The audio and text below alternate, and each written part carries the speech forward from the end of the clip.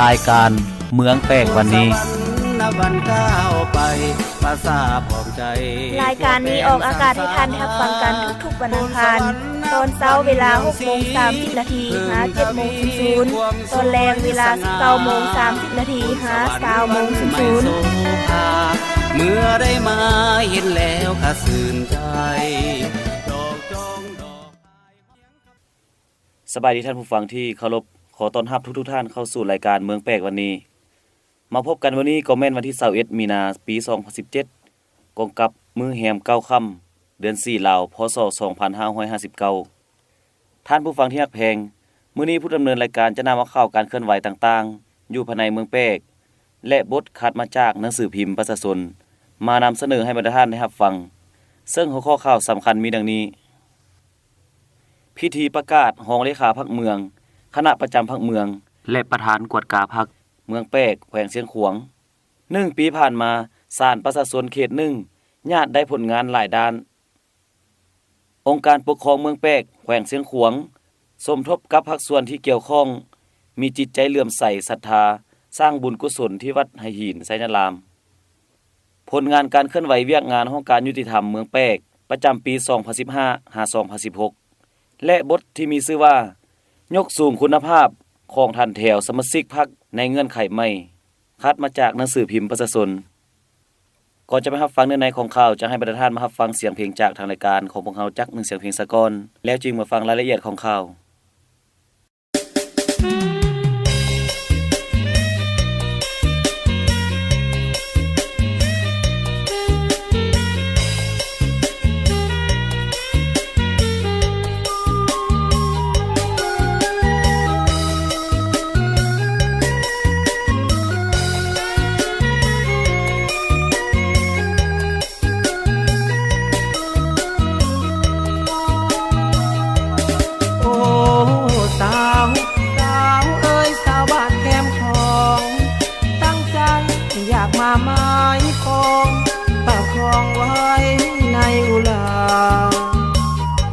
พบควันอ่อน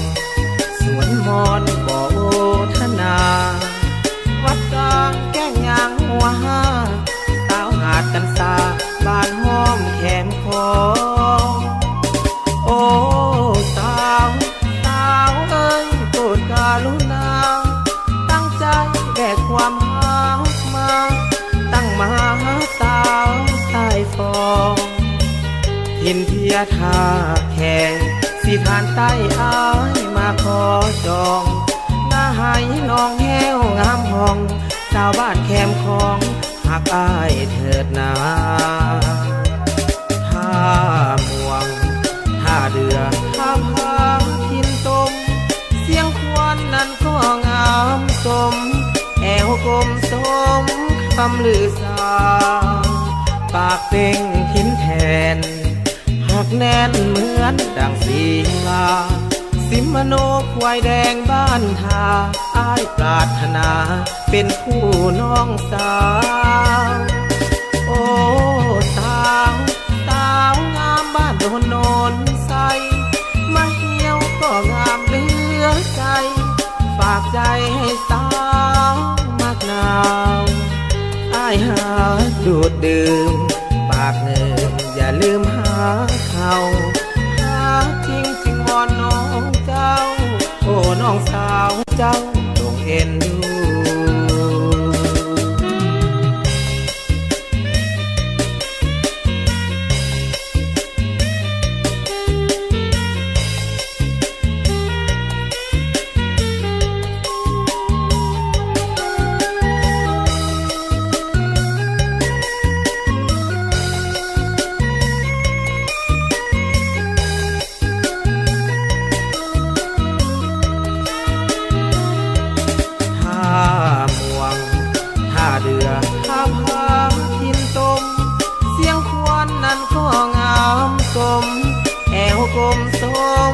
คำลือสาปากเป่งหินแทนหักแน่นเหมือนดังศิลาสิมโนควายแดงบ้านทาอ้ายปรารถนาเป็นคู่น้องสาวโอ้สาวสาวงามบ้านโด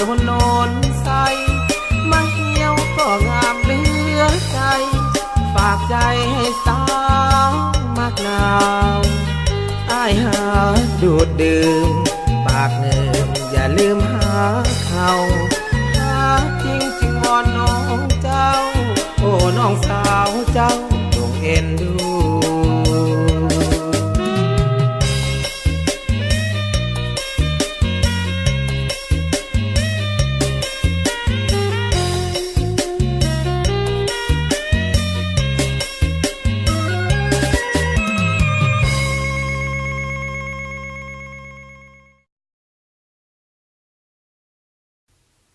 จากท่านผู้ฟังที่ผ่านมานั้นก็เป็นเสียงเพลงจากทางรายการของพวกเราต่อไปเชิญท่านฟังรายละเอียดของข่าว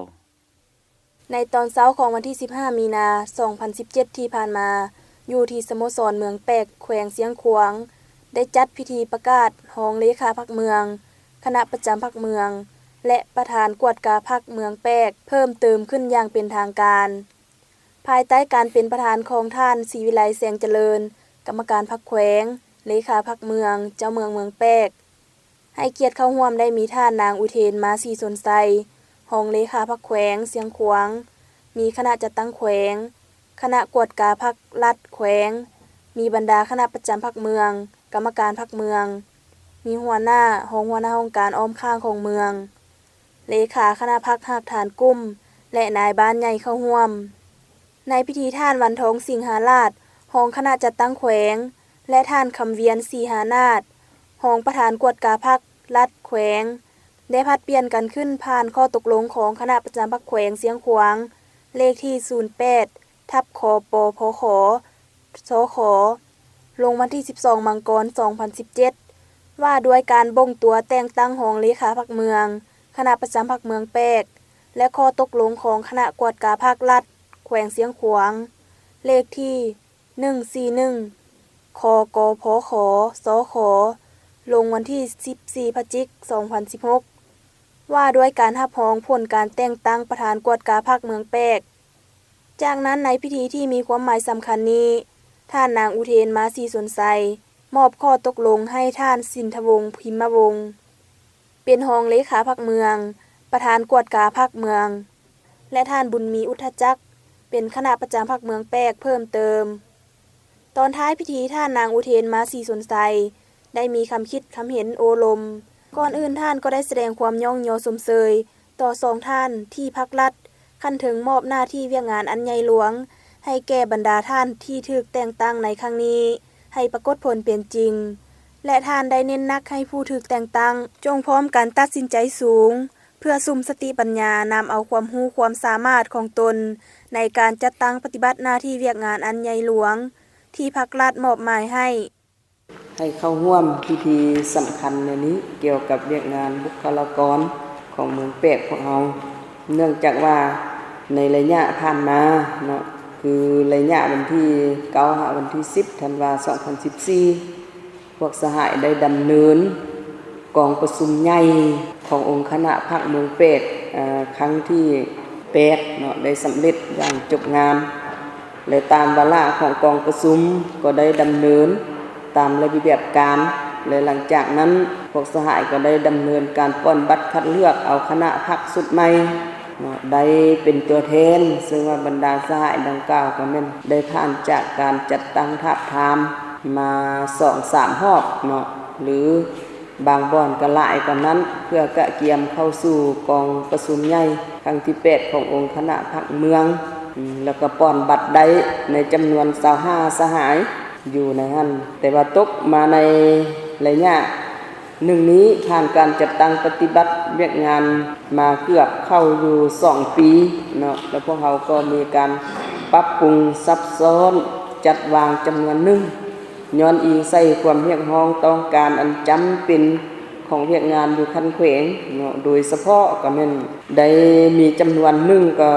ได้ถอนคืนกรมกองเก่าคือสหายจันเพ็งเนาะอินทวงศ์และหลังจากนั้นก็ได้แต่งตั้งสหายนางบัวพามาละวงเพิ่มเติมแล้วก็ย้ายไปรับหน้าที่ใหม่อยู่คันแขวงนี่ก็มี1สหายคือสหายพรหมมาสิทธิวงศ์สอนอันนี้อิงใส่ความเรียกร้องต้องการและผ่านจากการป้อนบัตรคัดเลือกตั้ง เป็นสมาชิกสภาประชาชนเนาะสุดทำอิฐอยู่แข่งพวกเฮานี่แหละเนาะอันนั้นก็เป็นเกียรติอย่างสูงขององค์คณะพรรคเมืองแปกของเฮาเนาะที่ได้สร้างบุคลากรแล้วก็ก้าวไปถึงเป็นรองประธานสภาประชาชนและภายหลังที่ตำแหน่งว่างลงในนี้และองค์คณะพรรคเมืองแปกก็ได้นำเสนอหาคณะประจำพรรคแขวงว่ามันมีความจำเป็นเนาะประธานกวดกาก็ย้ายและทางคณะกวดกาก็ได้ประสานขอทิศสีนำทางคณะกวดกาศูนย์กลางพรรคเนาะแล้วเพิ่นก็เห็นดีตกลงว่าต้องได้ปรับปรุงต้องได้ซับซ้อนเนาะสอบประธานคณะกวดกาพรรคเพื่อมาเปลี่ยนแทนเนาะดังนั้นเลยผ่านจากคันเพิ่งเห็นดีและพวกสหายก็มาดำเนินเนาะในรูปแบบจัดตั้งทัพทามเนาะโดยเฉพาะเป็นทัพทามผู้ที่เป็นคณะประจำและผู้ที่เป็นรองเลขาและผู้จะเป็นประธานกวดกาอันนี้ก็ผ่านจากขั้นตอนนั้นก็ถือว่าพวกสหายได้ปฏิบัติตามกฎระเบียบของพรรคและหลังจากได้แล้วก็เสนอเมื่อแล้วก็ได้ผ่านกองประชุมเนาะค้นคว้าของคณะจัดตั้งและสมทบภาคส่วนเกี่ยวข้องต่างๆแล้วก็รายงานหาคณะประจำพรรคแขวงตกลงพร้อมทั้งเห็นดีเป็นเอกภาพของศูนย์กลางพรรคแน่เนาะแล้วก็ผู้ที่ขึ้นมาเป็นคณะประจำอันนี้ก็นักน่วงกว่าเก่าเพราะว่าคณะประจำนี้มีภาระบทบาทเป็นใจกลางสีน้ำเป็นผู้ประจำการของคณะพรรคในสมัยระหว่างกองประชุมนี้เนาะระยะ5 ปีเป็นผู้ประจำการและเป็นองค์การนำสูงสุดของเมืองแปะของพวกเราพร้อมนี้ท่านยังได้เน้นนักให้คณะพรรคเมืองทุกท่านต้องเฮ็ดเวียกเป็นหมู่คณะแบ่งความรับผิดชอบบุคคลอย่างละเอียดจะแจงพร้อมกันสู้สนปฏิบัติมติกองประชุมใหญ่ครั้งที่8ของเมืองเพื่อสร้างสาพัฒนาเศรษฐกิจสังคมและประชาชนให้มีความสงบเศรษฐกิจมีการขยายตัวอย่างต่อเนื่องอยู่ภายในแขวงเสียงขวางเว้ารวมเว้าเฉพาะก็คือเมืองแปกให้มีบาทก้าวนับมือดีขึ้นในศกปี 2015-2016 ผ่านมานี้ศาลประชาชนเขต1แม่นได้จัดตั้งพันขยายเนื้อในมติกองประชุมใหญ่ขั้นต่างๆของพรรครัฐให้ปรากฏผลเป็นจริงคณะนำของศาลประชาชนเขต1ได้ถือเอาเวียกงานการเมืองแนวคิดเป็นเวียกงานที่สำคัญและเอาใจใส่ในการศึกษาอบรมการเมืองแนวคิดให้แก่สมาชิกพรรคผู้พิพากษาพนักงานราชการอยู่ในความรับผิดชอบของตนเพื่อต้านและสกัดการปรากฏการณ์ย่อท้อต่างๆทางภายนอกและภายในและพร้อมทางติดตามกระตุกสุกยูมหาชนผู้ก้าวหน้าเข้าเฮียนสนับสนุนระเบียบพรรคเข้าร่วมเสื่อมซึมเอกสารที่สำคัญต่างๆของชาติเวียกงานขบวนการและเวียกงานอื่นๆด้วยความรับผิดชอบสูงมีความกระตือรือร้นในการปฏิบัติเวียกงานของศาล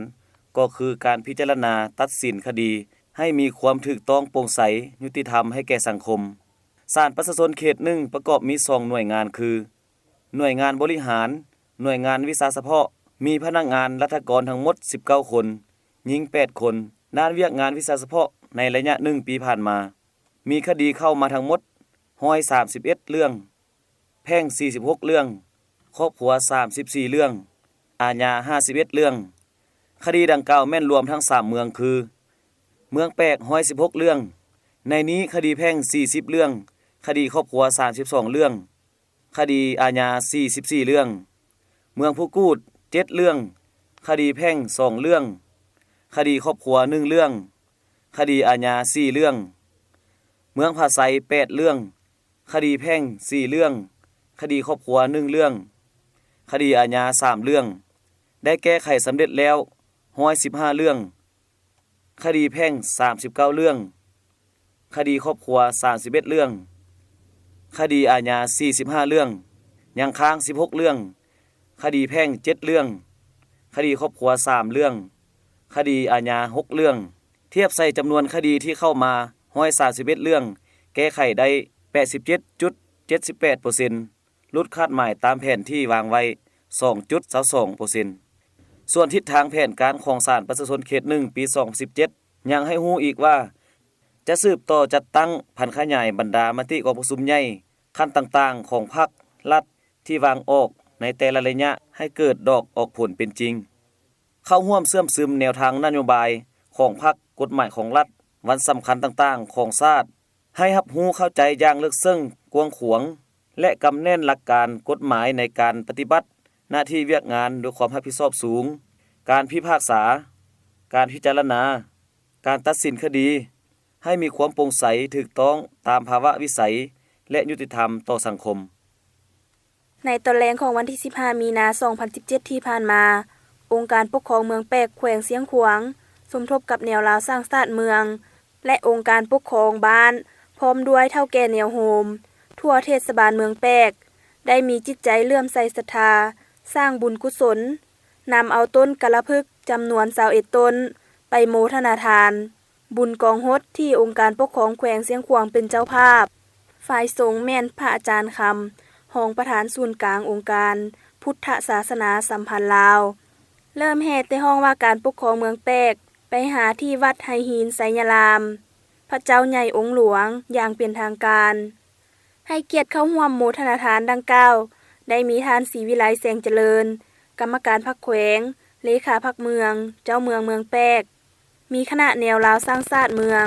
มีองค์การปกครองบ้านและเฒ่าแก่แนวโฮมตลอดฮอดประชาชนบรรดาเผ่าเข้าร่วมภายหลังไปฮอดสถานที่วัดไหหินไสยรามแล้วก็ได้พร้อมกันเต้าโฮมเพื่อแห่ต้นกะละพึกจำนวน21ต้นเข้าไปที่ศาลาโฮงธรรมที่วัดไหหินไสยรามตามฮีตของประเพณีอันดีงามของชาติลาวเฮาเว้ารวมเว้าเฉพาะก็คือแขวงเสียงขวางให้มีความอยู่เย็นเป็นสุขหลังจากนั้นก็ได้มีพิธีรับฟังเทศนาตามสาวพุทธเฮาที่ปฏิบัติกันมาแต่ปู่ย่าตายายและครบงานตามฮีตของประเพณีห้องการยุติธรรมเมืองแปกแม่นห้องการหนึ่งที่มีภาระบทบาทสิทธิและหน้าที่เทียบเท่ากับบรรดาห้องการต่างๆของขั้นเมืองเป็นเสนาธิการให้แก่คณะประจำพรรคเมืองแปกสายขวางและแผนกยุติธรรมแขวงสายตังห้องการยุติธรรมเมืองแปกประกอบมี6หน่วยงานมีพนักงานราชการทั้งหมด11คนหญิง6คนมีหัวหน้า1คนรองหัวหน้า1คนมีหัวหน้าหน่วยงาน1คนและรองหัวหน้าหน่วยงาน2คนได้เคลื่อนไหวเวียกงานประจำปี2015-2016ในแต่ละด้านคือทั่วเมืองแปกประกอบมี102บ้านในนั้นมี5กลุ่มบ้านมี 14,000 กว่าครอบครัวมีพลเมืองทั้งหมด 72,000 กว่าคนหญิง 36,000 กว่าคนมี3ชนเผ่าคือชนเผ่าลาวเผ่ามงและเผ่ากุมมุห้องการยุติธรรมเมืองได้เอาใจใส่ศึกษาอบรมด้านการเมืองแนวคิดให้พนักงานทุกคนมีความอุ่นเอียงทุนเที่ยงเชื่อมั่นต่อการนำพาของพรรครัฐเคารพและปฏิบัติกฎระเบียบของรัฐมีน้ำใจเสียสละผลประโยชน์ส่วนตัวเพื่อส่วนรวมมีความสามัคคีฮักแพงช่วยเหลือซึ่งกันและกันมีความอดทนผ่านพาทุกข์ความยุ่งยากนานาประการเข้าร่วมห้ำเฮียนและเสื่อมซึมแนวทางนโยบายของพรรคมติคำสั่งข้อกำหนดระเบียบและกฎหมายได้5ครั้งมีผู้เข้าร่วมทั้งหมด45เทื่อคนหญิง25เทื่อคนได้เคลื่อนไหวจะตั้งปฏิบัติคำตัดสินของศาลทางด้านจำนวนและคุณภาพเพื่อหลีกเว้นหาเสียงจมว่าของสังคมและทั้งรับประกันการปฏิบัติหน้าที่เวียกงานของตนให้มีความถูกต้องชัดเจนโปร่งใสและยุติธรรมในการศึกษาอบรมให้ผู้จัดตั้งปฏิบัติคำตัดสินของศาลที่ใช้ได้อย่างเด็ดขาดและมีคดีเข้ามาคือคดีค้างมามี100เรื่องคดีแพ่ง73เรื่องคดีอาญา27เรื่อง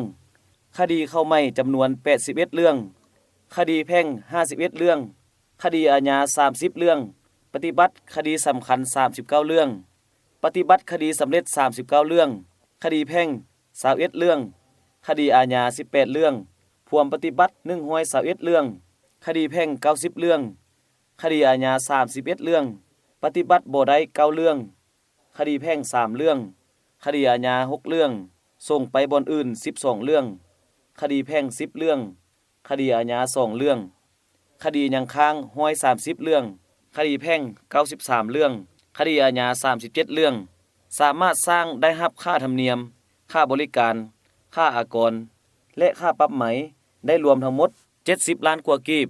ส่วนทิศทางแผนการของห้องการยุติธรรมเมืองแปกยังให้ฮู้อีกว่าจะสืบต่อสร้างตั้งคณะ แก้ไขข้อขัดแย้งขั้นบ้านให้ได้30บ้านตามข้อตกลงเลขที่404/กยและจัดฝึกอบรมคณะแก้ไขข้อขัดแย้งให้ได้20บ้านกะเกียมสถานที่จุดเปิดเรียนกฎหมายชั้นต้นและเอกสารต่างๆเกี่ยวกับการเรียนการสอนกฎหมายชั้นต้นสืบต่อโฆษณาอบรมกฎหมายให้แก่ประชาชนให้ได้5บ้านประเมินบ้านปลอดคดีให้ได้สำเร็จ13บ้านและจัดตั้งปฏิบัติภาระบทบาทของห้องการยุติธรรมเมืองและแต่ละหน่วยงานให้มีแบบแผนวิธีเฮ็ดเวียกให้ดีขึ้นเรื่อยๆจากท่านผู้ฟังที่ฮักเพลงนั้นแม่นข่าวการเคลื่อนไหวต่างๆอยู่ภายในเมืองแปกที่ผ่านมาต่อไปเชิญท่านฟังบทคุณภาพของทันแถวสมาชิกพรรคมันบ่เพียงแต่แม่นการรวมตัวด้านคุณภาพของทันแถวสมาชิกพรรคและบ่แม่นมีปริมาณสมาชิกพรรคหลวงหลายจึงเข้มแข็งได้แต่มันยังขึ้นกับวิธีการก่อสร้างซับซ้อนมูลไซเพื่อเสริมขยายสูงสุดทางด้านความรู้ความสามารถของบุคคลและรวมหมู่หมายว่าต้องมีโครงประกอบของทันแถวสมาชิกให้เหมาะสมคุณภาพของทันแถวสมาชิกประกอบด้วยคุณภาพปริมาณสมาชิกพรรคและโครงประกอบของทันแถวสมาชิกพรรคคุณภาพสมาชิกพรรคแม่นความเป็นเอกภาพระหว่างคุณธาตุการเมืองคุณสมบัติศีลธรรมปฏิวัติและความรู้ความสามารถซึ่งแสดงออกด้วยผลสำเร็จในการปฏิบัติหน้าที่เวียกงานนี้แม่นปัจจัยสำคัญที่สุดรักษาได้ที่ตั้งเป็นปัจจัยตัดสินและกลายเป็นคุณภาพของทันแถวสมาชิกพรรคคุณสมบัติและความสามารถมีการพัวพันซึ่งกันและกันอย่างสนิทแน่นบ่โกงกันข้ามกันหรือบ่ถือเบาด้านใดด้านหนึ่งประธานโฮจิมินห์ได้ยืนยันว่ามีความสามารถแม่นต้องมีคุณสมบัติมีความสามารถแต่บ่มีคุณสมบัติซ่อลาดบังหลวงแม่นเป็นอันตรายให้แก่ประเทศชาติเว้าถึงคุณภาพของสมาชิกพรรคแม่นต้องเว้าถึงคุณธาตุการเมืองคุณสมบัติและความสามารถซึ่งคงตัวอยู่ในพรรคคอมมิวนิสต์และต้องแสดงออกในการเคลื่อนไหวพฤติกรรมโดยถือเอาผลสำเร็จในหน้าที่เวียกงานเป็นสิ่งวัดแทกถึงอย่างใดก็ตามในพฤติกรรมโดยมีหลายสาเหตุที่แตกต่างกันการแสดงออกด้วยปรากฏการณ์ระหว่างคุณธาตุความสามารถกับผลสำเร็จของหน้าที่เวียกงานของสมาชิกพรรคก็มีความขัดแย้งกันในเวลานั้นได้เรียกร้องให้คณะพรรคการจัดตั้งพรรคต้องได้พิจารณาและตีราคาอย่างภาวะวิสัยมีวิทยาศาสตร์สมาชิกพรรคแม่นผู้นำรับใช้ประชาชนอย่างแท้จริงเพื่อเฮ็ดสำเร็จความรับผิดชอบดังกล่าวสมาชิกพรรคบ่เพียงแต่เป็นผู้มีคุณธาตุคอมมิวนิสต์อันสูงส่งเท่านั้นแต่ต้องยังมีความสามารถสมคู่กับฐานะตำแหน่งหน้าที่รับผิดชอบและหน้าที่ที่ได้รับมอบหมายความสามารถของสมาชิกพรรคแม่นการสั่งรวมความสามารถและเงื่อนไขอัตวิสัยของเขาเจ้าที่ตอบสนองความเรียกร้องต้องการหน้าที่การเมืองและความรับผิดชอบตัวจริงคุณธาตุของสมาชิกพรรคแม่นการสั่งรวมด้วยหลายปัจจัยเช่นระดับตื่นตัวต่อกับลัทธิมาร์กซ์เลนินจุดหมายอุดมการณ์ของคอมมิวนิสต์ทัศนะหลักมั่นและมานะจิตต่อสู้การออกแห่งงานเวียกงานการห้ำเฮียนการดำรงชีวิตประจำวันจึงต้องแสดงออกอย่างเป็นปกติเว้าถึงความสามารถและเงื่อนไขอัตวิสัยของสมาชิกพรรคแม่นเว้าถึงความสามารถด้านระดับความรู้ความสามารถจัดตั้งเคลื่อนไหวพฤติกรรมและบรรดาเงื่อนไขทางด้านจิตศาสตร์กำลังวังชาในนั้นระดับความรู้ความสามารถเป็นปัญหาสำคัญต้นตอระดับความรู้ของสมาชิกพรรครวมมีระดับทฤษฎีการคุ้มครองวิทยาศาสตร์สังคมและภาษาลาววิทยาศาสตร์เทคนิคและวิชาการสมาชิกพรรคต้องมีความรู้ถ้าบ่มีความรู้แม่นบ่สามารถเฮ็ดสำเร็จภาระบทบาทของตนต่อกับชนชั้นและของชาติท่านเลนินได้ให้ทัศนะว่าถ้านักคอมมิวนิสต์ขาดความรู้แม่นบ่สามารถรักษาภาระบทบาทนำพาและเพิ่นก็เรียกร้องนักคอมมิวนิสต์ต้องรู้สร้างความหั่งมีทางด้านมันสมองด้วยคลังความรู้ที่มนุษย์สร้างขึ้น มีความรู้จึงสามารถเคลื่อนไหวพฤติกรรมได้อย่างรอบด้านสมาชิกพรรคบ่เพียงแต่คล่องแคล่วทางด้านทฤษฎีการเมืองแต่หากยังต้องเก่งด้านวิชาการตื่มอีกมีคุณสมบัติศีลธรรมปฏิวัติมีความรู้ความสามารถปริมาณสมาชิกพรรคคุณภาพของสมาชิกพรรคถือเป็นปัญหากกแต่ในนั้นต้องได้เอาใจใส่ด้านปริมาณให้เหมาะสมกับความเรียกร้องต้องการของหน้าที่เวียกงานสร้างเงื่อนไขให้แก่สมาชิกพรรคเสริมขยายความสามารถของเขาเจ้าปริมาณสมาชิกพรรคประกอบส่วนเพิ่มทวีและรับประกันการนำพาอันแน่นแก่นของพรรคต่อกับทั่วสังคมขยายการจัดตั้งก่อสร้างรากฐานนำพาแต่ละท้องถิ่นโฆษณาศึกษาอบรมนำพามหาชนจัดตั้งปฏิบัติแผนนโยบายของพรรค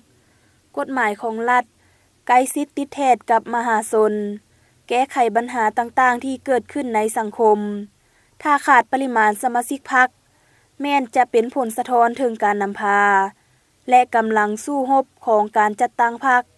เฮ็ดให้คุณภาพของสมาชิกพรรคลดน้อยถอยลงปริมาณที่เพียงพอแต่ต้องเพิ่มทวีทางด้านคุณภาพจึงสามารถรักษาและขยายปริมาณได้อย่างแน่นแก่นในปัจจุบันการก่อสร้างพรรคให้สมกับหน้าที่ของยุคสมัย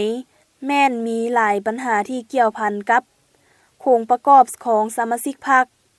เรียกร้องให้สมาชิกพรรคต้องปกปักรักษาและยกสูงถาดแท้ชนชั้นกรรมกรของพรรคตั้งหน้าศึกษาหำเฮียนฝึกฝนหล่อหลอมเพื่อยกสูงทัศนะรักมั่นตื่นตัวการเมืองและสติต่อการจัดตั้งเคารพระเบียบกฎหมายยกสูงความสามารถนำพาหัวคิดประดิษฐ์สร้างความนุ่มแน่นให้ในทันแถวสมาชิกพรรคการก่อสร้างทันแถวสมาชิกพรรคต้องเล็งใส่ทันแถวกรรมกรแม่หญิงชนเผ่าเขตห่างไกลทุรกันดารให้เหมาะสมกับสภาพความเป็นจริงและหน้าที่เวียกงานเพื่อยกสูงคุณภาพของทันแถวสมาชิกพรรคต้องอิงใส่ปัญหาต้นตอดังนี้เพิ่มทวีเวียกงานก่อสร้างศึกษาอบรมบำรุงถือสำคัญในการฝึกฝนหล่อหลอมศึกษาเมียนด้วยตนเองของสมาชิกพรรคเพื่อยกระดับในทุกด้านเอาใจใส่เฮ็ดเวียกงานขยายสมาชิกพรรคปรับปรุงกงจักการจัดตั้งพรรคอำนาจการปกครองและองค์การจัดตั้งมหาชนให้ครบสุดเข้มแข็งปลุกระดมสุกยูขบวนการของมหาชนเข้าร่วมอย่างพร้อมเพรียงเฮ็ดเวียกงานต้องมีการถอดถอนบทเรียนเสริมขยายด้านตั้งหน้าตีถอยด้านย่อทอสอกฮูบทเรียนใหม่และก้าวหน้าต้องหันเป็นมาตรฐานแต่ละขั้นแต่ละแขนงการหัวหน่วยและท้องถิ่นปรับปรุงเวียกงานแบ่งความรับผิดชอบคุ้มของกวดกาสมาชิกพรรคให้ดีกว่าเก่าเพิ่มทวีเวียกงานศึกษาอบรมก่อสร้างทันแถวสมาชิกพรรคตั้งหน้าเฮ็ดเวียกงานขยายสมาชิกพรรคเด็ดขาดเอาผู้ที่บ่ครบฐานะนามเป็นสมาชิกพรรคออกจากการจัดตั้งพรรคการขยายสมาชิกพรรคใหม่ต้องเล็งใส่สมาชิกพรรคสาวหนุ่มเพศหญิงชนเผ่ากรรมกรปัญญาชนคนขวายและเลือกเฟ้นเอาตัวแบบเวียกดีคนเด่นและบุคคลที่เป็นเจ้าของวิสาหกิจเอกชนที่มีมาตรฐานครบถ้วนเข้าพรรคสืบต่อปรับปรุงการจัดตั้งหากฐานพรรคปฏิบัติหลักฐานปฏิบัติหลักการรวมศูนย์ประชาธิปไตยอยู่หากฐานเพิ่มทวีการนำพาของคณะพรรคขั้นถึงประสานสมทบระหว่างการจัดตั้งพรรคอำนาจการปกครององค์การจัดตั้งมหาชนในเวียกงานก่อสร้างทันแถวสมาชิกพรรคสั่งรวมแล้วการยกสูงคุณภาพของทันแถวสมาชิกพรรค